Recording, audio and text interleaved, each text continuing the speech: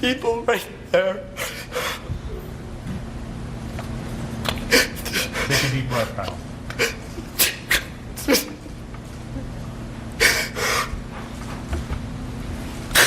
That's what I...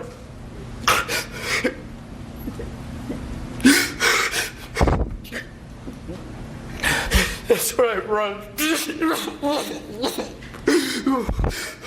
going to just take it. Time for our break anyway. Wow. That was Kyle Rittenhouse earlier today in testimony on the stand. I want to get some reaction right now. Joining me to weigh in is former Arkansas Governor Mike Huckabee.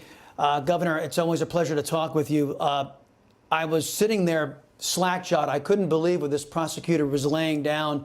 He seemed to be suggesting that in America, when some left-wing zealot, by the way, the guy that had the pistol has a criminal record, self-avowed communist, was attacking Mr. Rittenhouse. The prosecutor seems to think, oh, all he had was some little pistol and you had a big bad AR-15. So you shouldn't have shot him. I mean, the suggestion by that prosecutor that conservatives have to lay down and get the tar kicked out of them or possibly be shot to accommodate left-wingers is just jaw-dropping, is it not? It's stunning, and you just wonder if this prosecutor really understands not just the Second Amendment, but basic human nature. When someone is rushing you, they have a gun or they have any other kind of weapon, whether it's a club or a skateboard. The point is, and they're moving toward you, not away from you, you have to make the assumption that they're going to attack you and they may kill you. And the whole purpose of being armed is so that you can defend yourself, protect yourself from a predator. And I don't know where this prosecutor is going with this testimony. To be honest, as I've listened to it today, I thought that he was getting so deep into trying to make Rittenhouse understand the nature, the motive of the people attacking him, as if he was to know that. And he kept asking questions that frankly, it made no sense. As if Kyle Rittenhouse, this is a kid. He's supposed to understand, maybe to negotiate with someone who's about to kill him. Right, and I was struck by, the guy only hit you across the head twice with a skateboard. I mean, and I kept thinking to myself, maybe this prosecutor would like to volunteer to allow, I don't know, maybe me to go up there or somebody else to hit him in the head with a skateboard and see how he feels being attacked in such a manner. Of course, being hit over the head with a skateboard can kill someone. So again, it seems that the American left wing is trying to turn this idea of self-defense on its ear, and this strikes me as a political prosecution. Do you agree? It appears to be that, and especially when the individual who survived the shooting by Rittenhouse was on the stand yesterday and admitted that he was pointing a gun. The video clearly showed that he was pointing a gun at Kyle Rittenhouse. Rittenhouse was on the ground in a defenseless position, and the only way that he had to protect himself was to use his rifle. I also thought it was very interesting that the prosecutor tried to make it as if Rittenhouse should have left his gun in the middle of the street, that he didn't need to carry it with him if he was going to render first aid. I'm thinking, you don't know why you may need the gun. That's like saying to a soldier, well, you're not expecting to get in a firefight, so why don't you leave your gun back at the post? Or to tell a police officer, when you go out on duty, you're not expecting to kill anybody or to use your gun, so just leave it in the car. Folks, this ain't Mayberry. This ain't Barney Fife with one bullet in the pocket. This is a riot going on. This kid is scared for his life, and the only reason he's probably alive to testify is that he was able to defend himself. Boy, howdy, you're right about that, because the American left turned American cities, still turning American cities into war zones. You brought up the military. I want to switch gears if I can on you. Here at the Chris Salcedo Show, we've promised to keep a spotlight on Americans and our allies, thousands of them left behind in Afghanistan. New report from The Hill today says, quote, the Pentagon is taking steps to help U.S. troops' family members in Afghanistan.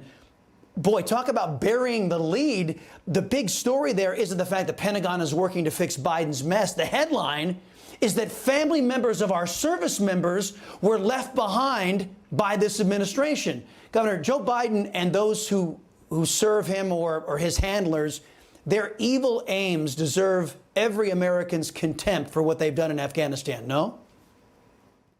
Absolutely. I've never seen our country do something like this. It's always been the mantra of our nation, and especially in the military: leave no one behind. We left hundreds behind. And these weren't just some folks that maybe have done a few good deeds for us. These are American citizens. These are the families of servicemen and women. And they were left behind. They were abandoned. My gosh, the French did a better job of getting their people out than we did. That's embarrassing. I mean, the French are not exactly known as the toughest hombres on planet Earth, but by golly, when their folks got stranded, they went in and got them.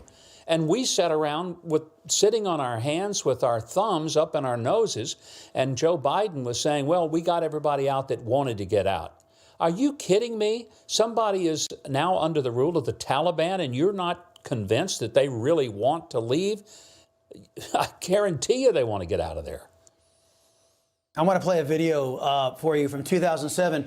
Joe Biden had a much different take on exiting Afghanistan. Watch this. I'm President of the United States. I issue an order. End the war today. Begin to withdraw all American troops. It will take a year to get the American troops out. Now, if you leave all the equipment behind, you might be able to do it in 7 months. And you leave those billions of dollars of weapons behind, I promise they're going to be used against your grandchild and mine someday. That's precisely what will happen. Nothing new for Mr. Biden, though, a man who Obama's own team members said has been wrong on every major foreign policy decision in the last 40 years, right, Governor?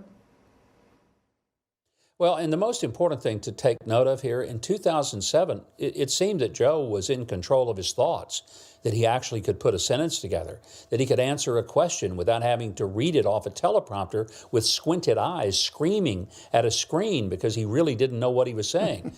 So what we see is a 2007 version of Joe Biden where he almost made sense. And then you see the 2021 version of Joe Biden where he makes no sense, speaks in gibberish, and he doesn't seem to understand that he contradicts his own policies that he proposed back in 2007, and they have been disastrous. Great example that you've shown us here today is that, he made clear that if you leave all that equipment, somebody's going to be using it against our grandchildren. I wish he would go back and maybe listen to himself and quote himself and go back to being the Joe Biden of 2007. He probably can't. I wish his staff would at least impart some stuff into the teleprompter that would quote him better from the old Joe Biden rather than the one that peeps out of the basement every now and then. Governor Mike Huckabee, it is always a pleasure talking with you, sir. Come back soon.